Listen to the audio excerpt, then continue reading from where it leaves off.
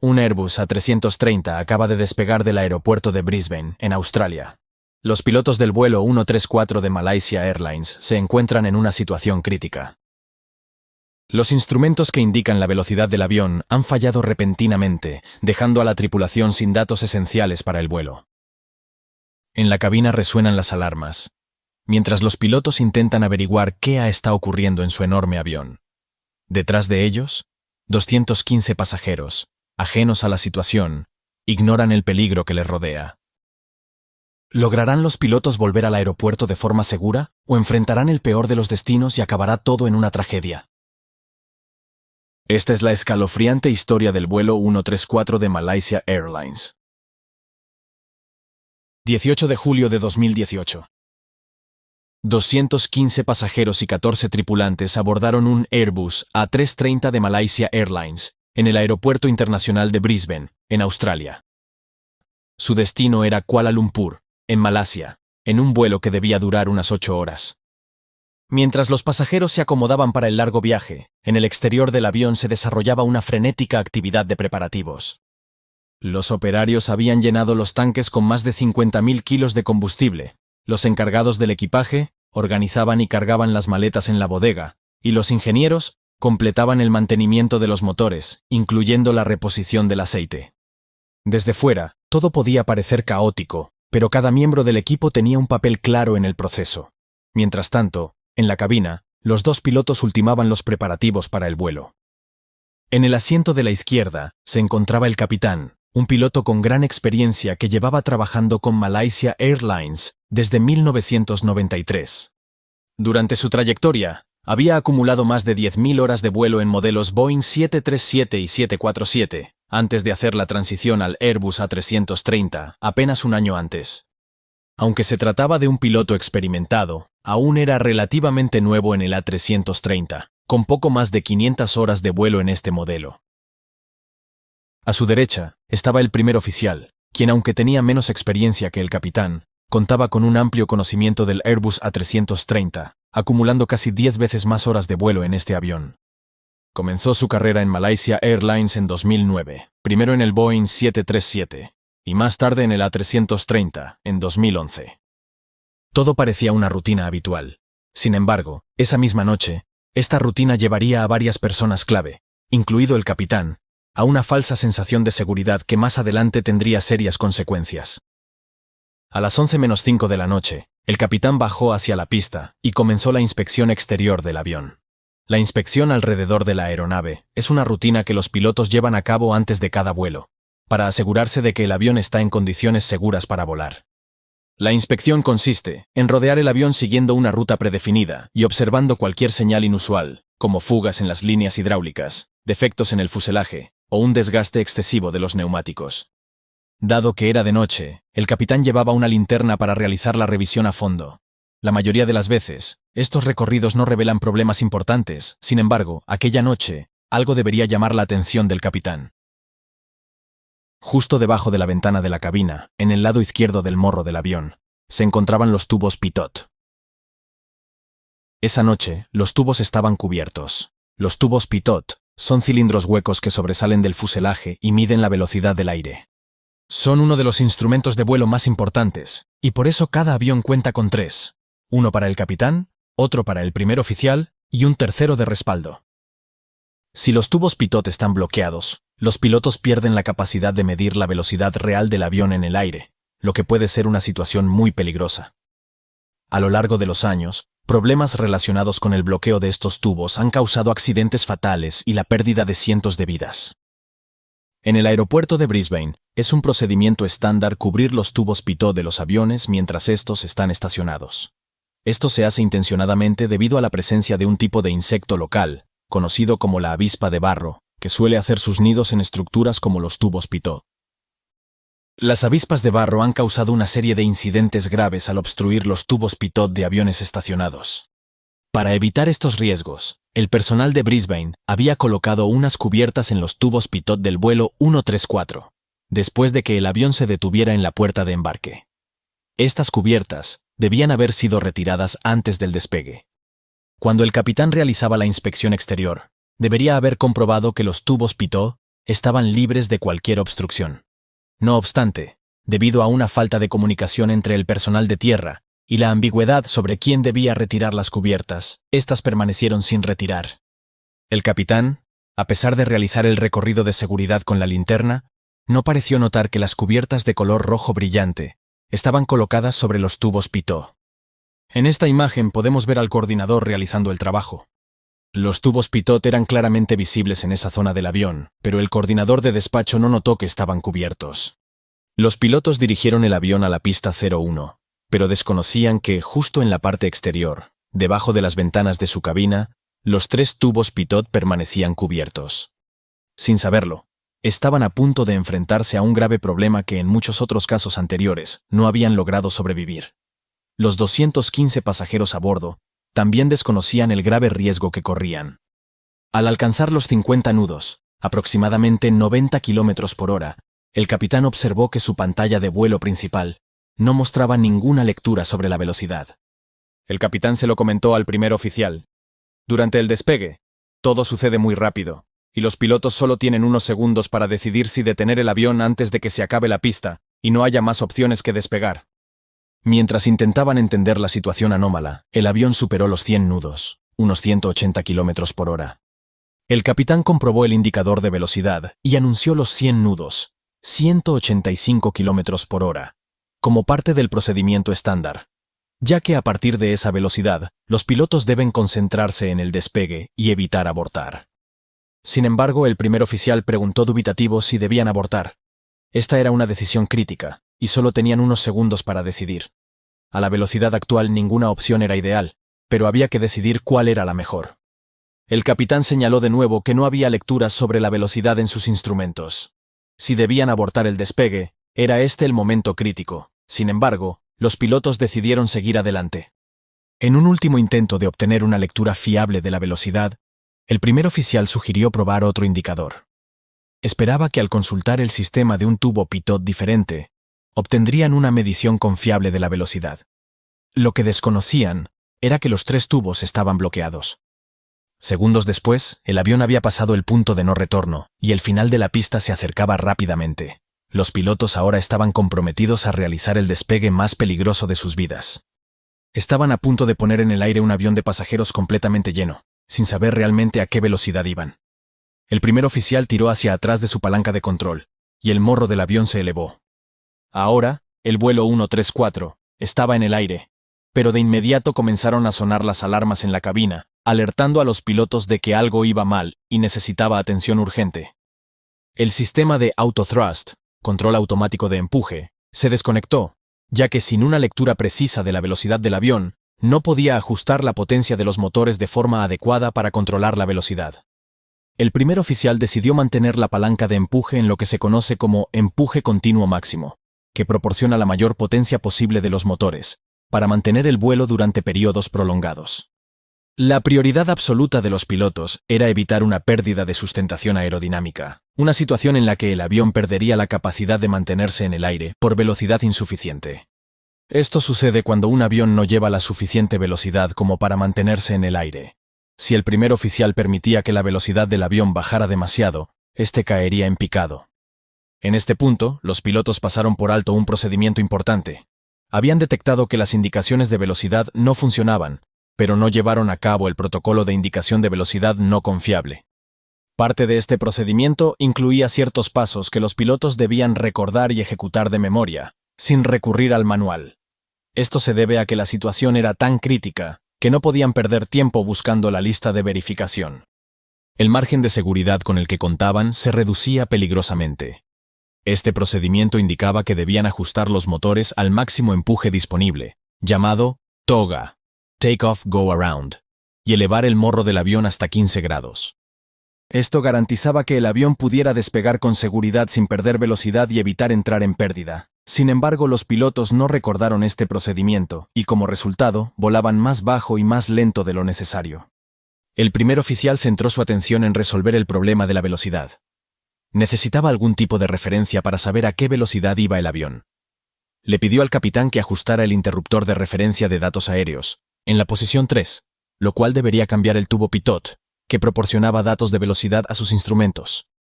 El primer oficial creía que uno o dos tubos pitot podían estar bloqueados, y que era prácticamente imposible que los tres lo estuvieran. Sin embargo, eso era exactamente lo que estaba ocurriendo.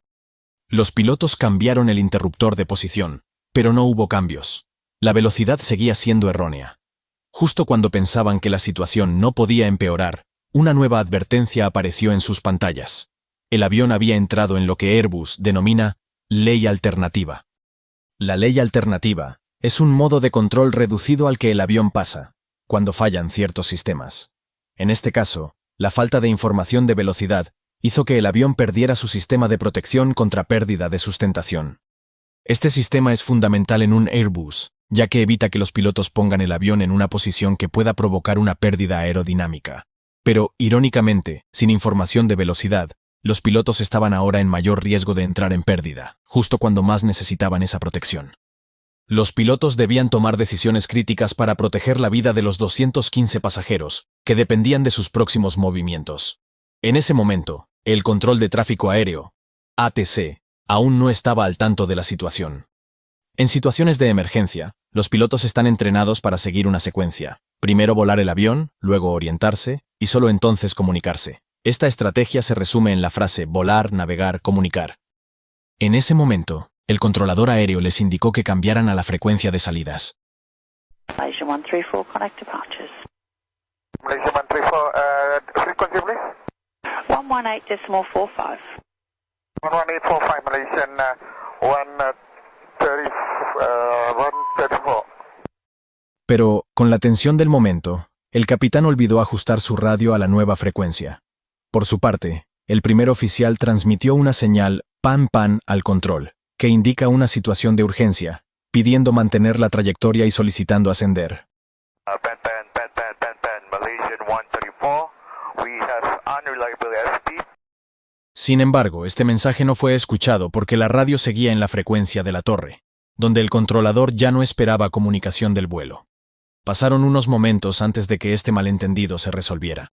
Mientras tanto, el primer oficial pidió iniciar el procedimiento de indicación de velocidad poco confiable, y el capitán finalmente localizó el checklist. Por fin, la tripulación comenzaba a abordar el problema de forma metódica. El primer oficial se comunicó entonces con el controlador de salida para informar de su situación. And request to maintain the runway track and request to climb to 10,000. Malaysian 134, Brisbane approach, copy 10, climb to 10,000, maintain heading when able, advise intention. Call Malaysian 134. Con la autorización para ascender a 10.000 pies, 3.000 metros, y mantenerse en el rumbo actual, los pilotos ganaron tiempo para intentar resolver la emergencia. Sin embargo, pilotar el avión manualmente sin referencias de velocidad era extremadamente agotador, especialmente en la noche.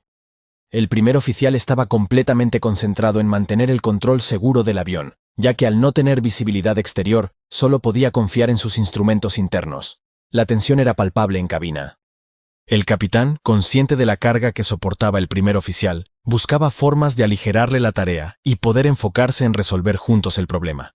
Con casi 10 veces más horas de vuelo en el A330, el primer oficial tenía una experiencia clave para manejar esta situación crítica. Por ello, el capitán le preguntó si era posible activar el piloto automático, pero el primer oficial le explicó que, sin una indicación fiable de la velocidad, el piloto automático no podría pilotar el avión. Tendrían que volver a Brisbane pilotando manualmente la aeronave. En Malaysia Airlines, el procedimiento en emergencias establecía que el capitán debía asumir el control del avión. Sin embargo, dada la experiencia superior del primer oficial en el A330, el capitán decidió cederle los mandos. Esta decisión permitiría al capitán concentrarse en gestionar la situación y tomar las decisiones necesarias para el vuelo. La decisión de permitir que el primer oficial continuara pilotando el avión demostró una buena gestión de recursos en la cabina, optimizando las fortalezas de ambos pilotos en un momento de crisis. Mientras ascendían, los pilotos empezaron a seguir el procedimiento para una indicación de velocidad no fiable. Este protocolo incluía ajustar los motores a empuje máximo continuo y mantener el morro del avión entre 9 y 12 grados sobre el horizonte. Finalmente, la tripulación había logrado estabilizar el vuelo. Tenían el control de la situación y estaban abordando el problema paso a paso. Aunque el avión ahora estaba bajo control, el reto no había terminado. Ahora debían regresar al aeropuerto de Brisbane con la máxima seguridad y coordinarlo con el control de tráfico aéreo. Al acercarse a los 10.000 pies, 3.000 metros, el primer oficial solicitó al control de tráfico aéreo permiso para ascender a 15.000 pies, 4.500 metros. Malaysian 134, can we climb to level 150 initially? Malaysian 134, climb to flight level 150. 50, Malaysian 134. En una situación como esta, ganar altitud siempre añade un margen de seguridad adicional, alejándolos de la proximidad al suelo en caso de cualquier imprevisto. Con el primer oficial al mando, el capitán iba indicando los ajustes de cabeceo y potencia necesarios para mantener el avión en parámetros seguros durante el ascenso. El primer oficial pidió al capitán que pausara las instrucciones, ya que necesitaba toda su concentración para pilotar el avión manualmente. Este intercambio reflejaba la correcta gestión de la situación, pues ambos pilotos estaban priorizando de forma adecuada mantener el control del vuelo. Mientras seguían en el aire, el primer oficial estabilizó el avión a una altitud de 11.000 pies, 3.350 metros. La tripulación empezaba a comprender que sus indicaciones de velocidad probablemente no eran fiables. Entendían también que cuanto más tiempo permanecieran en el aire sin solucionar el problema, más margen habría para que un error involuntario comprometiera la seguridad del vuelo. La decisión más prudente era regresar de inmediato a Brisbane. El primer oficial solicitó al control de tráfico aéreo que les diera instrucciones para realizar un regreso seguro al aeropuerto. Can we have the right vector towards Brisbane, Malaysian 134? Malaysian 134, turn right heading 160. 160, Malaysian 134. La tripulación decidió retomar el procedimiento para gestionar los datos no confiables sobre la velocidad. Este procedimiento incluía alternar entre las tres posiciones del sistema de datos aéreos, ADR, cada una de las cuales obtenía datos de un tubo pitot distinto, el del capitán, el del primer oficial o el de respaldo. A medida que cambiaban la fuente de datos, el primer oficial describía al capitán qué sistema estaba alimentando cada pantalla y las velocidades que mostraban. La esperanza era que, al menos, uno de los tubos pitot ofreciera una lectura razonable de la velocidad. Sin embargo, tras probar las tres posiciones, no obtuvieron ninguna indicación válida. Al ver que los indicadores de velocidad seguían sin funcionar, los pilotos tuvieron que recurrir a las tablas proporcionadas por Airbus para calcular los ajustes óptimos de potencia y ángulo de ascenso, con la esperanza de que estas configuraciones mantuvieran el avión a una velocidad segura. Con estos parámetros, lograron estabilizar el vuelo y controlar la situación. Ante el fracaso de las soluciones previas, los pilotos llegaron a una última y drástica fase del procedimiento, una medida que esperaban no tener que utilizar. El protocolo ahora les indicaba que desactivaran las tres computadoras de datos aéreos, ADR. En condiciones normales de vuelo, apagar estos sistemas sería impensable, ya que suministran información vital a los pilotos y a los sistemas de la aeronave, como la altitud, la velocidad y la posición. Desactivar estos sistemas significaba comprometer seriamente el rendimiento del avión, y lo que es aún más delicado, apagar los ADR era irreversible. Una vez hecho, no había posibilidad de volver a activarlos. Aún así, había un beneficio clave al realizar esta acción, como veremos más adelante. Sin embargo, antes de dar un paso tan radical, los pilotos decidieron cambiar roles para verificar cada detalle del procedimiento y evitar posibles errores. El primer oficial entregó los controles al capitán, indicándole los ajustes de empuje y ángulo de cabeceo que había estado usando para mantener el avión estable. A su vez, el capitán le pasó las listas de verificación al primer oficial, quien comenzó a repasar el procedimiento de indicación de velocidad no confiable. Una vez que el primer oficial completó la revisión y llegó a la misma conclusión que el capitán, los pilotos decidieron contactar con el control de tráfico aéreo para informarles de la situación y coordinar su próximo movimiento. Malaysian 134, request block level 100 through 120. Malaysian 134, cleared in the block 10,000 to flight level 120. 0,000 to level 120, Malaysian 134. Al apagar los ADR, los pilotos perderían la información precisa de altitud, lo que les obligaría a depender del GPS, menos confiable para determinar su altura exacta. Consultaron con el control de tráfico aéreo si, en lugar de mantener estrictamente los 11.000 pies, 3.350 metros podrían volar entre 10.000 y 12.000 pies, entre 3.000 y 3.600 metros, lo que les daría un margen de maniobra mientras pilotaban manualmente y una tolerancia en caso de que las lecturas de altitud no fueran exactas. Los pilotos estaban en el último paso del procedimiento y a punto de llegar a un punto sin retorno: apagar las 3 unidades ADR. El primer oficial repasó cada punto de la lista de verificación en voz alta antes de proceder, para que ambos estuvieran al tanto de las consecuencias y preparados para los cambios. Finalmente, alrededor de las 12:15 de la medianoche, el primer oficial desactivó las 3 computadoras de datos aéreos, ADR, una acción drástica y sin vuelta atrás, que esperaban que les permitiera estabilizar el vuelo y solucionar el problema. Aparte de sus desventajas, apagar los ADR trajo un gran beneficio. Inmediatamente apareció en las pantallas de vuelo un gráfico nuevo conocido como el Sistema de Velocidad de Respaldo, o Backup Speed Scale, BSS. Este sistema había sido instalado por Malaysia Airlines en sus A330, por un costo adicional de $300,000 por avión, precisamente para afrontar situaciones como esta. Esto daba a los pilotos una indicación clara y visual de la velocidad aproximada, sin depender de los tubos pitot, que estaban bloqueados. Utilizaba los sensores de ángulo de ataque, también situados en el morro del avión, para ofrecer una referencia visual fiable. Hasta ese momento, los pilotos habían estado utilizando tablas de rendimiento para calcular manualmente la configuración del motor y el ángulo de cabeceo necesarios, esperando que esto mantuviera el avión a una velocidad segura. Pero ahora, gracias al sistema de velocidad de respaldo, contaban con una referencia en tiempo real, para saber si estaban volando a una velocidad adecuada, lo cual aumentaba enormemente su confianza. Con esta ayuda, el vuelo 134 comenzaba a estabilizarse. Sin embargo, por seguridad, los pilotos pidieron al control de tráfico aéreo que les informara sobre su velocidad. Aunque esta velocidad no coincide exactamente con la velocidad aérea debido a factores como el viento, les daría una referencia aproximada y les permitiría validar las indicaciones del sistema de velocidad de respaldo. La respuesta de tráfico aéreo indicó que estaban a 210 nudos, 388 km por hora, una velocidad ideal para su situación. What's the speed on your radar, sir? Malaysian 134, still 210 knots. Thank you, sir. Sin embargo, la emergencia aún no estaba resuelta. Al desactivar las 3 computadoras de datos aéreos, el avión había perdido el funcionamiento de varios sistemas importantes, que normalmente ayudarían a gestionar el vuelo y su estabilidad. Además, los spoilers de las alas, que normalmente ayudan a frenar el avión al aterrizar, no funcionaban. Esto significaba que necesitarían una distancia de pista mucho mayor para detenerse tras el aterrizaje. Por si fuera poco, el avión aún llevaba una gran cantidad de combustible, lo que aumentaba considerablemente su peso, en 24.000 kilos por encima del peso máximo de aterrizaje permitido. Aunque podían haber considerado liberar algo de combustible en el océano para aligerar la aeronave, la urgencia de la situación les llevó a optar por aterrizar de inmediato, aunque tuvieran que hacerlo con sobrepeso. A esta situación se sumaba otro inconveniente. El sistema hidráulico que normalmente baja el tren de aterrizaje no estaba operativo, por lo que los pilotos tendrían que dejar que el tren de aterrizaje descendiera únicamente por efecto de la gravedad.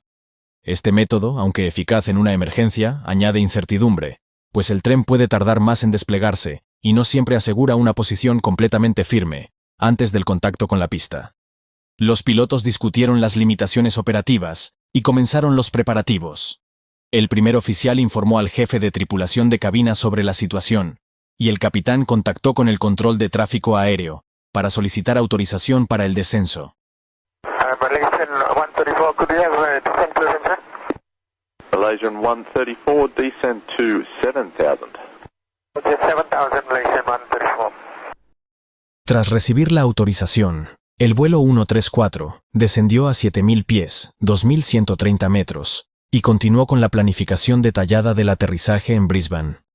La tripulación quería alinearse con la pista desde una distancia considerable, lo que les permitiría hacer una aproximación lo más estable y predecible posible, esencial en una situación con tantas limitaciones técnicas.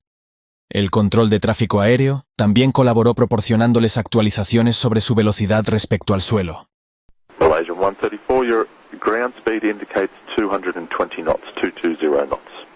Okay, Malaysian 134, thank you, sir. Mientras continuaban el descenso, los pilotos repasaron juntos cada paso de la aproximación, detallando cómo ejecutarían el aterrizaje y adaptando el plan para compensar la falta de sistemas automáticos, los spoilers inactivos y el aterrizaje con sobrepeso. Además, otro desafío sería la falta de dirección en la rueda de morro. Este sistema se había desactivado cuando apagaron las computadoras de datos aéreos, lo que significaba que no podrían girar el avión, usando el tren de aterrizaje del morro. Para controlar el avión al aterrizar, tendrían que depender únicamente del timón, lo cual reduciría su capacidad de maniobra en tierra. Además, una vez que el avión se detuviera en la pista, no podrían moverse hacia la puerta por sí mismos. Anticipándose a esta limitación, los pilotos informaron al control de tráfico aéreo que necesitarían un remolcador para que los guiara hasta la puerta tras el aterrizaje. And departure Malaysia 134. We might need a tug after landing. Yes. And we need a tug after landing. And due to nose wheel steering loss. Malaysian 134, that's copied. We will arrange that. And do you have an indication of how long before you return to the aerodrome? Malaysian 134, we can accept lower altitude first before we stabilize, and then we will be ready for the approach. Malaysian 134, that's understood. If you can accept, I'll put you on vectors back towards the aerodrome. I can offer you runway 19 if you require. We will stick with runway 01, sir, because we plan for 01, and we have set radar vectors and requesting further descent Malaysian 134. Malaysian 134, roger, descend to 5,000 and turn right heading 210. Descend 5,000, right heading 210, Malaysian 134. Continuaron descendiendo hasta los 5.000 pies, 1.500 metros, y giraron hacia el suroeste, volando casi en paralelo a la pista de aterrizaje. Era una noche despejada, y podían ver el aeropuerto desde su posición, lo que les proporcionaba una referencia visual crucial para el aterrizaje. Mientras tanto, en la cabina de pasajeros, los viajeros solo sabían que el vuelo había experimentado algún problema, y por esa razón, estaban regresando a Brisbane. El control de tráfico aéreo continuaba facilitando actualizaciones sobre su velocidad.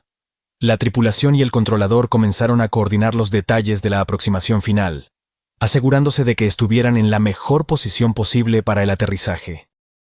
Malaysian 134, I can clear you or put you on a vector for an intercept towards Glen if you want. It would be a very sharp intercept at Glen if I gave you direct. We will appreciate a long final stabilized profile, maybe 20 miles to intercept before we commence descent on the glide slope. Malaysian 134, that is understood. Turn right heading 220 for an extended downwind, and I'll give you a 20-mile final on the ILS runway 01. We copied right heading 220, Malaysian 134. Con la aproximación de aterrizaje planificada, los pilotos comenzaron a preparar el procedimiento por si necesitaban realizar una aproximación frustrada, un desvío antes del aterrizaje. Normalmente esta maniobra implica una gran carga de trabajo, pero en su situación se hacía aún más compleja, debido a la falta de indicaciones exactas de la velocidad. Al estabilizarse según el GPS en una altitud de 4.000 pies, 1.200 metros, los pilotos decidieron verificar esta información con el control de tráfico aéreo, ya que no podían confiar en sus instrumentos.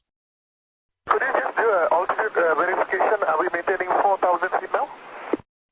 Malaysian 134, I still have no mode Charlie. I'll try my primary radar. Stand by.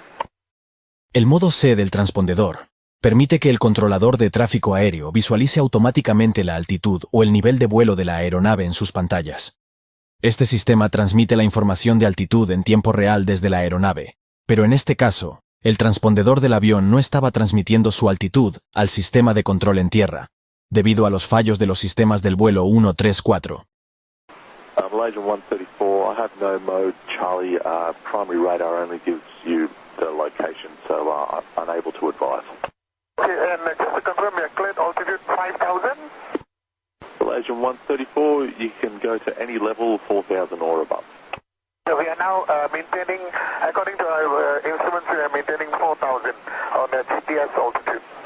Malaysian 134, that's understood. For your planning, I'll keep you at 4,000 until approximately 16 miles to run on the localizer reference terrain. Okay, Malaysian 134, thank you, sir. Después de recibir vectores del control de tráfico aéreo, los pilotos lograron alinearse con la pista, a unos 40 kilómetros de distancia. Afortunadamente, las condiciones de visibilidad eran excelentes, y pudieron divisar el aeropuerto desde esa distancia. El primer oficial comenzó el descenso hacia la pista, mientras el capitán supervisaba la trayectoria de vuelo. Al aproximarse, llegó el momento de extender el tren de aterrizaje, que tuvieron que desplegar manualmente usando la palanca de extensión por gravedad. Para su alivio, el sistema funcionó correctamente, y el tren de aterrizaje quedó bloqueado en posición. A pocos minutos del aterrizaje, el primer oficial se concentró en mantener la velocidad del avión, dentro del rango seguro indicado en su pantalla de vuelo principal. La presión aumentaba a medida que se acercaban a la pista. Para mayor seguridad, el primer oficial solicitó al control de tráfico aéreo que les alertara si detectaban una caída excesiva en su velocidad. A unos 8 kilómetros de la pista, el controlador autorizó el aterrizaje para la pista 34, señalando que el viento soplaba desde el norte. Los pilotos habían hecho todo lo posible para prepararse. Solo quedaba ejecutar el aterrizaje y detener el avión antes de llegar al final de la pista. Finalmente, el avión tocó tierra en Brisbane alrededor de las 12:30 de la medianoche. El primer oficial aplicó el máximo frenado y activó el empuje inverso. Tras una larga frenada, lograron detener el avión de manera segura. Los 215 pasajeros y los 14 miembros de la tripulación estaban a salvo. El capitán se puso en contacto con un ingeniero de tierra que viajaba como pasajero en ese vuelo. Después de escuchar los problemas que experimentaron durante el vuelo, el ingeniero se acercó a la cabina. Abrieron la ventanilla del capitán y al asomarse, comprobaron la causa de la emergencia. Las etiquetas rojas de advertencia colgaban de los tubos pitot, descubriendo que los tubos pitot habían permanecido cubiertos durante todo el vuelo. La Junta Australiana de Seguridad en el Transporte inició una investigación exhaustiva que duró casi 4 años y concluyó con una serie de recomendaciones para evitar que incidentes similares ocurran en el futuro. Entre las recomendaciones, se sugirió que Malaysia Airlines adoptara procedimientos en los que los ingenieros de tierra anotaran en el registro técnico cada vez que los tubos pitot estén cubiertos mientras el avión está en tierra. De este modo, el capitán podría firmar dicho registro antes de cada vuelo, reduciendo el riesgo de que tanto la tripulación de tierra como los pilotos omitan esta información crítica antes de despegar. La Junta recomendó a Airbus modificar su software para que emitiera una advertencia sonora y visual durante el despegue, en caso de que se detectara una velocidad anormal. Esto habría permitido a los pilotos identificar el problema con rapidez y abortar el despegue si fuera necesario. Tras el incidente, Malaysia Airlines distribuyó un boletín de seguridad a todas sus tripulaciones, instándolas a ser más rigurosas durante las inspecciones exteriores y asegurarse de que todas las cubiertas de los sensores estuvieran retiradas antes del vuelo. Aunque eventos como el del vuelo 134 de Malaysia Airlines son afortunadamente raros, se debe al esfuerzo conjunto de numerosas personas que trabajan para mantener los altos estándares de seguridad en la aviación. Este incidente subraya lo crucial que es mantener la vigilancia y evitar la complacencia en cada nivel, para garantizar la seguridad en cada vuelo. La noche había caído sobre Puerto Plata, en la costa norte de la República Dominicana, mientras la pista del Aeropuerto Internacional Gregorio Luperón, aún húmeda por la lluvia intermitente, reflejaba la tenue iluminación de los focos cuando un Boeing 757 despegaba hacia el Atlántico. A bordo, 189 personas iniciaban un largo vuelo de regreso a Europa, pero pocos segundos después de abandonar el suelo, mientras el avión continuaba su ascenso, comenzaron a activarse alertas en la cabina y los sistemas automáticos se desconectaron. Los controles de vuelo no respondían como era de esperar, y los intentos de corrección manual parecían inútiles. Cada segundo, la situación se volvía más confusa y tensa y los datos que ofrecía el avión no eran coherentes. La tripulación, incapaz de interpretar con claridad lo que ocurría, perdía el control de la aeronave. El ascenso se transformó en una lucha contra lo desconocido, con el morro del avión cada vez más elevado, la velocidad incierta y una cadena de decisiones que no lograban contener el deterioro de la situación. Esta es la historia del vuelo 301 de Virgin Air. 6 de febrero de 1996. Aeropuerto Internacional Gregorio Luperón, Puerto Plata. El aeropuerto se encontraba en plena operación cuando comenzó a correr la noticia entre los pasajeros.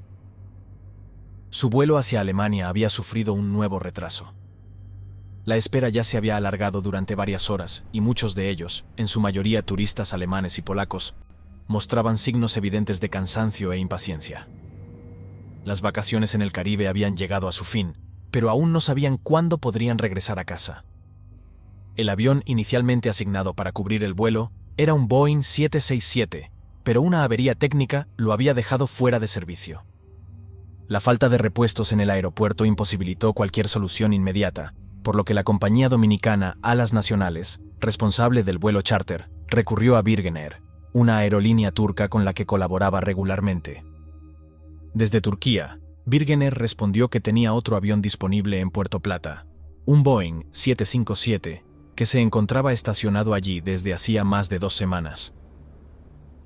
La aeronave, con matrícula TC-GEN, tenía 12 años de antigüedad y estaba equipada con 2 motores Rolls-Royce RB 211535 E4. Había sido fabricada en 1983 y alquilada a Virgin Air desde 1993. Según el registro de mantenimiento, acumulaba 29.269 horas de vuelo y había realizado 6.140 ciclos de despegue y aterrizaje. Aunque días antes se le había efectuado una prueba de motores en tierra con resultado satisfactorio, el informe no incluía mención alguna a la instalación de cubiertas protectoras en los motores, ni en las sondas Pitot, elementos clave para garantizar la fiabilidad de los sistemas de medición de velocidad, cuando el avión permanece inactivo durante largos periodos. La reactivación del avión generó otro contratiempo adicional. La tripulación originalmente asignada había superado sus límites de actividad legal, por lo que fue necesario convocar de urgencia a otro equipo de vuelo. 3 pilotos turcos, todos en días de descanso, fueron llamados y se presentaron en el aeropuerto pasadas las 10 de la noche, junto a una nueva dotación de cabina. El comandante designado para el vuelo era el capitán Ahmet Erdem, de 62 años, con una experiencia acumulada de 24.750 horas de vuelo, de las cuales 1.875 correspondían al Boeing 757. Había volado previamente en aviones como el Boeing 727, Boeing 707, DC-8 y Boeing 767, y aunque disponía de una amplia trayectoria, no había volado en los últimos 9 días. Se unió a Virgin Air tras ejercer como comandante en Turkish Airlines.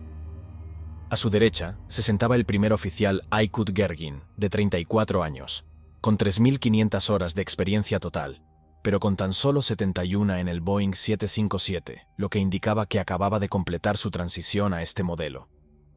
Su formación como copiloto en este avión había finalizado el 28 de enero de ese mismo año, apenas una semana antes del vuelo. En el asiento central, en calidad de observador y piloto de relevo, viajaba el capitán Mulis Evrenesoglu, de 51 años, con 15.000 horas de vuelo, de las cuales 121 eran en el Boeing 757. Aunque también tenía experiencia en el Boeing 767, su familiaridad con el 757 era reciente. Todos los pilotos habían recibido su entrenamiento en centros externos, concretamente en la Pan Am International Flight Academy, en Estados Unidos. En aquella época, Turquía aún no exigía la formación formal en gestión de recursos de cabina, CRM, ni los procedimientos específicos ante indicaciones de velocidad no fiables formaban parte estándar del adiestramiento. Esto resultaría crucial más adelante. Mientras los técnicos realizaban las últimas tareas de puesta a punto, la nueva tripulación comenzó a revisar el plan de vuelo. El itinerario incluía una primera escala en Gander, Canadá, seguida de una segunda en Berlín-Schönefeld, y finalmente el destino principal, Frankfurt, Alemania. Las condiciones meteorológicas eran moderadamente favorables: chubascos dispersos, nubes fragmentadas y algo de actividad eléctrica hacia el sur, aunque sin riesgo inmediato para la ruta prevista. Una vez completados los chequeos y con la cabina configurada, el embarque comenzó en torno a las 11 de la noche. A bordo subieron 176 pasajeros y 13 tripulantes, la mayoría deseando únicamente volver a casa tras una larga espera. Lo que ninguno de ellos sabía, ni en tierra ni en cabina, era que algo aparentemente insignificante ya había comenzado a marcar el destino del vuelo. Un componente esencial del sistema de velocidad podría haber quedado comprometido durante los días que la aeronave permaneció aparcada, expuesto al clima tropical y a amenazas invisibles, un problema que, en ese momento, todavía nadie había detectado. A las 23:42 de la noche, hora local, el vuelo 301 de Virgin Air recibió autorización para despegar desde la pista 8 del Aeropuerto Internacional Gregorio Luperón. Aún seguía lloviznando, con un viento constante del este-sureste a unos 10 nudos. Las luces del aeropuerto se reflejaban en el asfalto húmedo, mientras el Boeing 757 completaba los últimos procedimientos previos al despegue. En la cabina, el capitán Ahmet Erdem asumió el control como piloto al mando, el primer oficial Aykut Yergin como piloto monitor, mientras en el asiento central, el capitán de relevo Mulis Evrenesoglu observaba los procedimientos, aún fuera de turno, pero atento. Mientras los pilotos terminaban de configurar la aeronave para el despegue, todo parecía desarrollarse con normalidad. Los motores respondían con la potencia esperada, y el avión comenzó a acelerar por la pista. Al alcanzar los 80 nudos, aproximadamente 148 km por hora, un punto clave en el que ambos pilotos deben verificar que sus indicadores de velocidad coincidían, el primer oficial anunció la suya en voz alta. Fue entonces cuando el capitán notó algo extraño. Su velocímetro no mostraba ninguna lectura. El capitán, instintivamente, respondió afirmando que todo estaba en orden, pero enseguida corrigió informando que su indicador de velocidad permanecía en blanco. El primer oficial revisó sus propios instrumentos y confirmó que, en su lado, los datos eran correctos. El velocímetro marcaba 120 nudos, unos 222 km por hora, y seguía aumentando. En ese momento, el capitán se enfrentó a una decisión crítica. Podía interrumpir el despegue de inmediato, mientras aún quedaba suficiente pista para frenar con seguridad, o podía continuar con la maniobra, confiando exclusivamente en los datos del primer oficial, ya que sus propios instrumentos seguían sin funcionar. Finalmente, eligió seguir adelante, asumiendo el riesgo de continuar con una indicación parcial en un momento clave del vuelo. Pocos segundos después, el avión comenzó a elevarse. Una vez en el aire, el capitán ordenó subir el tren de aterrizaje. Inmediatamente, el primer oficial confirmó y ejecutó la orden. En apariencia, todo parecía estar bajo control, pero era una falsa sensación de normalidad. El Boeing 757 ascendía sobre la costa norte de la isla, adentrándose en la noche sobre el Océano Atlántico. Los sistemas automáticos seguían operativos, y el capitán solicitó activar el modo LNAV, una función que permite al avión seguir de forma automática la ruta programada en el sistema de navegación. Justo entonces, su indicador de velocidad, que antes estaba en blanco, empezó a mostrar una lectura ascendente. El capitán pensó que el sistema había recuperado la funcionalidad. Lo que el capitán no sabía era que esa lectura no correspondía a una velocidad real. Su tubo pitot estaba completamente obstruido, y el aire atrapado en su interior se expandía con el ascenso. Sin recibir presión dinámica del exterior, el instrumento no medía velocidad, sino que reaccionaba de forma similar a un altímetro, y la cifra que mostraba su pantalla era una ilusión. Mientras tanto, el copiloto seguía con lecturas coherentes. Su velocímetro reflejaba la aceleración lógica del ascenso, y por el momento, ambos indicadores parecían coincidir, lo que reforzó la falsa percepción de que el problema había desaparecido. La tripulación continuó con los procedimientos. Se replegaron los flaps y se inició la configuración para el ascenso hacia el nivel de crucero. Pero entonces comenzaron a aparecer las primeras señales de advertencia. En el sistema EICAS surgieron dos mensajes: Mach Airspeed Trim y Rudder Ratio. Ambos sistemas dependen de lecturas precisas de velocidad, y ante la discrepancia entre los datos del lado izquierdo y derecho, dejaron de funcionar con normalidad. Se encendió la alerta general, y una alarma sonora retumbó en la cabina, indicando que algo no estaba funcionando como debía. El capitán expresó en voz alta que algo no iba bien, mientras el primer oficial, sin darle mayor importancia, respondió haciendo referencia al siguiente punto de navegación. La desconexión emocional de ambos con las alertas fue el primer síntoma de una tripulación superada por una situación que todavía no terminaba de manifestarse por completo. 20 segundos más tarde, el capitán expresó su preocupación al detectar un comportamiento anómalo en los instrumentos. El primer oficial comprobó su propio indicador y confirmó que la velocidad en su lado era notablemente baja, 200 nudos, unos 370 km por hora, y descendiendo. La discrepancia entre ambas lecturas era cada vez más evidente. Hasta ese momento, el ascenso había sido estable, pero ahora la aeronave comenzaba a perder potencia, y la tripulación aún no lo percibía. La velocidad real estaba cayendo con rapidez, aunque los instrumentos del capitán sugerían lo contrario.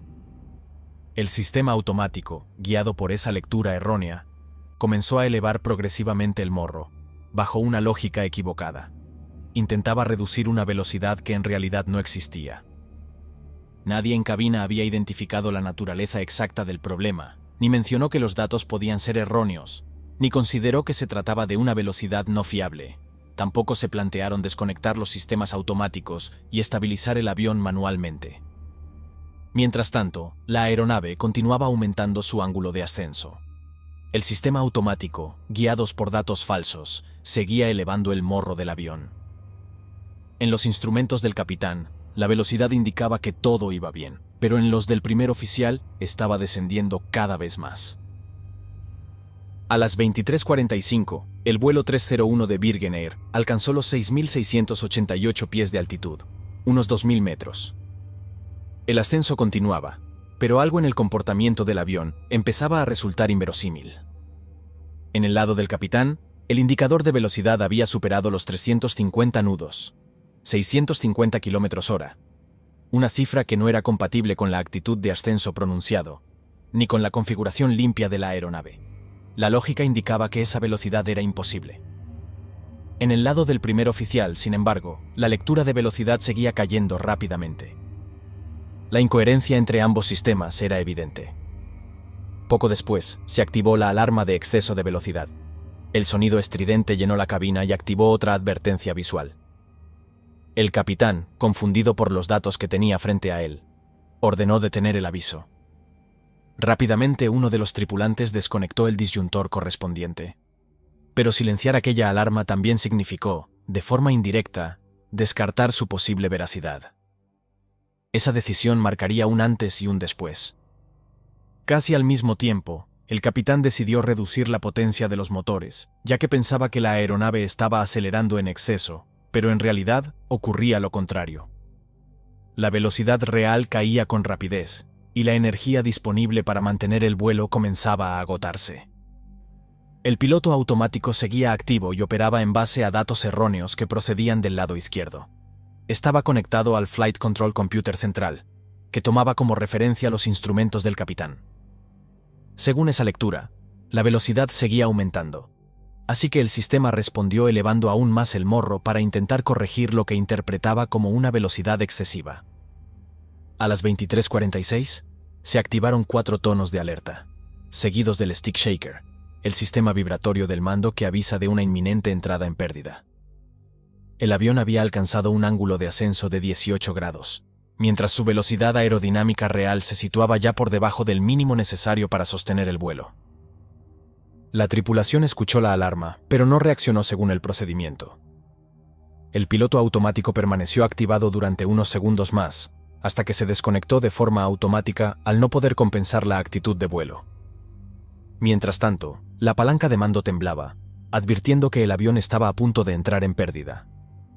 A pesar de todo, nadie aplicó el protocolo, que era bajar el morro, aumentar potencia y recuperar el control manual.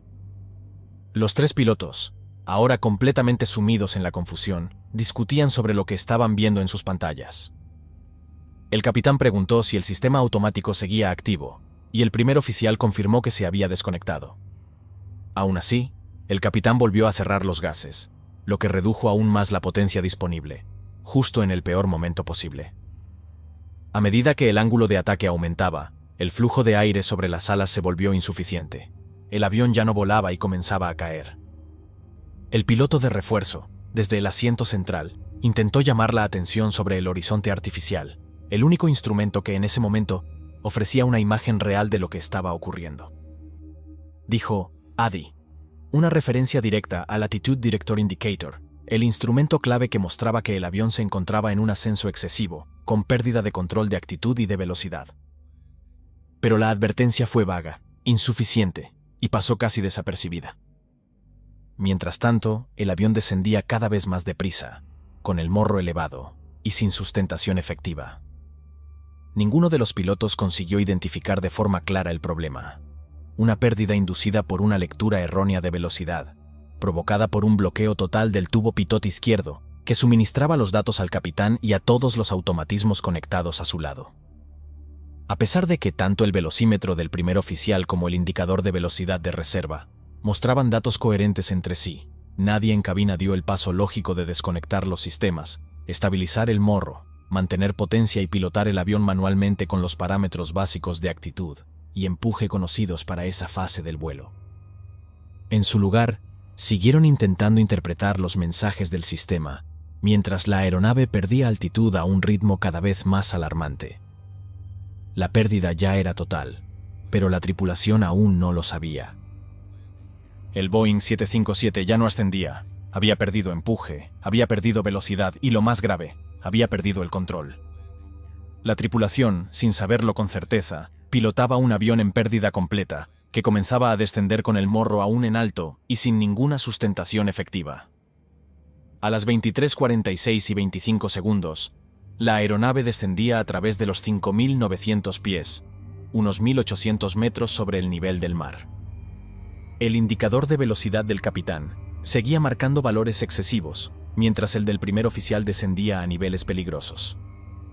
La discrepancia era cada vez más evidente, pero en lugar de confirmar cuál de las fuentes era fiable, los tres pilotos se perdieron en una discusión caótica sobre los sistemas automáticos, el piloto automático y los instrumentos que tenían delante. Durante varios segundos, la aeronave comenzó a oscilar lateralmente, con balanceos suaves pero cada vez más marcados hacia ambos lados. A pesar de esa aparente estabilidad momentánea, la situación seguía siendo crítica. El morro continuaba elevado, los motores no entregaban suficiente potencia, y la velocidad real ya estaba por debajo del umbral necesario para mantener el vuelo. El avión se mantenía en el aire por inercia, pero el margen de control era prácticamente inexistente. El piloto de refuerzo volvió a llamar la atención sobre el horizonte artificial, pero de nuevo, sin una instrucción clara. Los pilotos miraban los instrumentos, pero no sabían en qué confiar. La situación se volvía cada vez más confusa, y la carga mental en cabina aumentaba segundo a segundo. En ese momento, el avión comenzó a caer con más rapidez. La actitud era incoherente con lo que indicaban algunos instrumentos, y los intentos de corrección eran erráticos. A 5.000 pies de altitud, unos 1.500 metros, el primer oficial seleccionó el modo Altitude Hold, intentando estabilizar el avión. Pero el piloto automático ya no estaba conectado, y el cambio no tuvo un efecto real. Poco después, la aeronave giró bruscamente hacia la derecha y la inclinación superó los 30 grados, provocando que la caída se volviera más pronunciada. El capitán, visiblemente desbordado, preguntó qué estaba pasando, mientras intentaba corregir la actitud con los controles. La velocidad de descenso superaba ya los 6.000 pies por minuto, más de 1.800 metros por minuto. La cabina seguía sumida en el caos, mientras los tres pilotos alternaban comandos contradictorios, sin una dirección clara. En plena caída, el capitán ordenó aumentar la potencia mientras empujaba las palancas hacia adelante. El primer oficial, visiblemente desorientado, preguntó si debía reducir la potencia, justo en el momento en que el capitán intentaba hacer lo contrario. La falta de coordinación reflejaba que ya no había una comprensión común de lo que estaban intentando hacer. Los motores respondieron correctamente, sin embargo, debido a la inclinación extrema del avión, el flujo de aire hacia el motor izquierdo se volvió inestable. Esa alteración provocó un compresor stall, una interrupción repentina del flujo dentro del motor que redujo de forma drástica su empuje. Mientras tanto, el motor derecho continuó funcionando con normalidad, lo que generó una fuerza desigual en ambos lados del avión. Combinado con la pérdida aerodinámica y los mandos erráticos de los pilotos, el desequilibrio resultante terminó de desestabilizar la aeronave. La aeronave comenzó a girar sobre su eje longitudinal. Entró en barrena, una rotación descontrolada con el morro apuntando hacia abajo y una caída sostenida. Se encontraba a 3.500 pies de altitud, unos 1.000 metros, descendiendo a más de 10.000 pies por minuto, más de 3.000 metros por minuto. Desde el asiento central, el capitán de refuerzo intentó intervenir con una instrucción directa al comandante, pidiéndole que elevara el morro. Sin embargo, la advertencia no fue acompañada de ninguna acción concreta. En medio del caos, la reacción no llegó a materializarse. Los dos pilotos principales, paralizados por el pánico y sin comprensión clara de la situación, comenzaron a gritar preguntas sin respuesta. La alarma del sistema GPWS comenzó a sonar. En los últimos segundos, el avión en caída libre mantenía un ángulo de cabeceo hacia abajo de más de 30 grados, con una velocidad horizontal y vertical totalmente desequilibradas. Nadie logró coordinar una acción clara. Ninguno asumió el control total, y lo más crítico es que en ningún momento se aplicó el procedimiento de recuperación ante pérdida. La cabina estaba desbordada y ya no había margen para el error. Finalmente, a las 23:47 y 26 segundos, hora local, el vuelo 301 de Virgin Air impactó contra las aguas del Océano Atlántico, a unos 20 kilómetros de la costa norte de República Dominicana. En ese momento, la aeronave se encontraba en una actitud de cabeceo de menos 34,3 grados, con una inclinación lateral de 34,6 grados hacia la izquierda. La velocidad horizontal era de 255 nudos, unos a 470 km por hora, mientras que la vertical ya superaba los 183 km por hora. El golpe fue brutal, y el avión se desintegró al hacer contacto con el mar. Ninguna persona a bordo sobrevivió.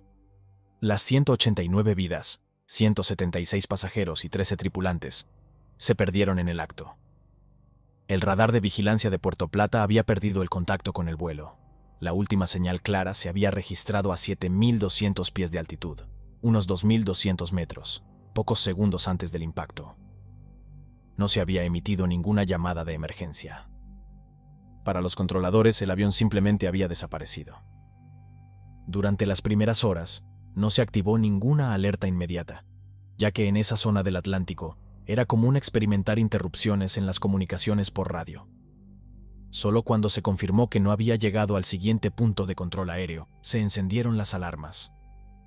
Poco después de la medianoche, se inició una operación de búsqueda y rescate en coordinación con las autoridades dominicanas, la Fuerza Aérea y los servicios marítimos. Se movilizaron aviones, helicópteros y embarcaciones civiles y militares. La zona de búsqueda abarcaba un área amplia al norte de la isla, pero la ausencia de una señal de emergencia dificultó enormemente la localización precisa. A la mañana siguiente, comenzaron a aparecer restos flotando en el mar. Maletas, restos de asientos, objetos personales y parte del fuselaje. Algunas latas de bebida, completamente aplastadas por la presión del impacto, fueron encontradas a más de 15 kilómetros. Las operaciones de rescate se transformaron rápidamente en tareas de recuperación, mientras la esperanza de encontrar supervivientes se desvaneció por completo. 2 días después del accidente se abandonó la búsqueda de personas con vida. En paralelo comenzaron los esfuerzos por localizar los restos sumergidos y las cajas negras. La profundidad en la zona del impacto era de unos 7.200 pies, unos 2.200 metros, lo que obligó a recurrir a tecnología submarina avanzada. Se desplegaron vehículos operados por control remoto y equipos especializados en localización acústica. El 28 de febrero de 1996, tras 22 días de búsqueda, se localizaron los registradores de vuelo en el lecho marino. Ambos dispositivos, la grabadora de datos de vuelo, FDR, y la grabadora de voces en cabina, CBR, se recuperaron en buenas condiciones, pese a la profundidad. Los análisis posteriores confirmaron una verdad perturbadora. El avión había sufrido una pérdida total de sustentación, inducida por una lectura errónea de velocidad, causada por un bloqueo completo del tubo pitot izquierdo, el que alimentaba los instrumentos del capitán. Aunque no se recuperó físicamente el tubo, los datos mostraban un patrón idéntico al de un bloqueo absoluto. La causa más probable, aunque no verificada, fue la presencia de un nido de avispa alfarera, un insecto común en climas tropicales, conocido por construir sus nidos en pequeños conductos expuestos. Los sistemas de navegación, los motores y la estructura del avión no presentaban fallos previos al impacto. Fue la confusión en cabina, la falta de reconocimiento del problema y la ausencia de una respuesta adecuada, lo que llevó a la tragedia. El vuelo 301 había terminado en silencio y con él una lección que la aviación no tardaría en enfrentar. En paralelo, comenzaron los esfuerzos por localizar los restos sumergidos y las cajas negras. La profundidad en la zona del impacto era de unos 7.200 pies, unos 2.200 metros, lo que obligó a recurrir a tecnología submarina avanzada. Se desplegaron vehículos operados por control remoto y equipos especializados en localización acústica. El 28 de febrero de 1996, tras 22 días de búsqueda, se localizaron los registradores de vuelo en el lecho marino. Ambos dispositivos, la grabadora de datos de vuelo, FDR, y la grabadora de voces en cabina, CBR, se recuperaron en buenas condiciones, pese a la profundidad. Los análisis posteriores confirmaron una verdad perturbadora. El avión había sufrido una pérdida total de sustentación, inducida por una lectura errónea de velocidad, causada por un bloqueo completo del tubo pitot izquierdo, el que alimentaba los instrumentos del capitán.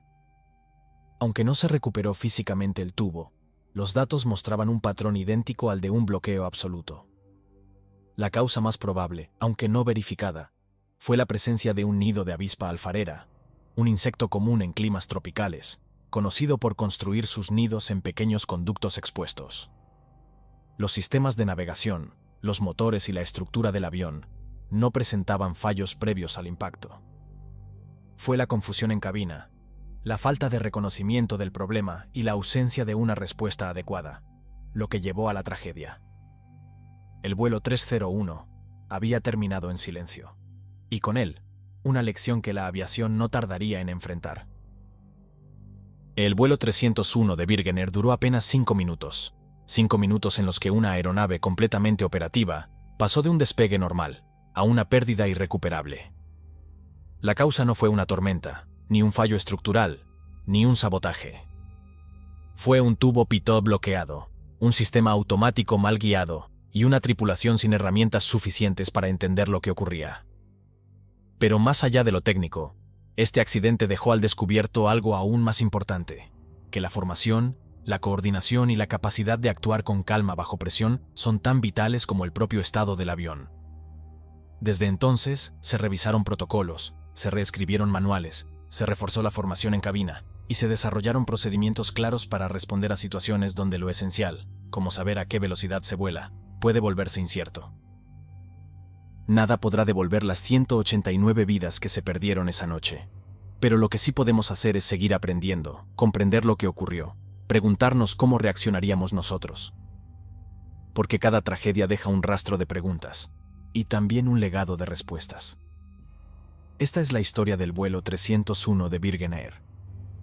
Si esta historia te ha parecido interesante, si te ha hecho reflexionar, o si simplemente te gusta entender el porqué detrás de lo que ocurre en la aviación, espero al menos haberme ganado tu suscripción. Aquí sigo contándote historias reales, con el máximo respeto y rigor. Y si este caso te ha resultado impactante, no puedes perderte lo que ocurrió años después con el vuelo 447 de Air France, una tragedia que también comenzó con algo tan simple como una lectura de velocidad errónea, y que acabó con otro avión en el océano. Puedes verlo aquí mismo.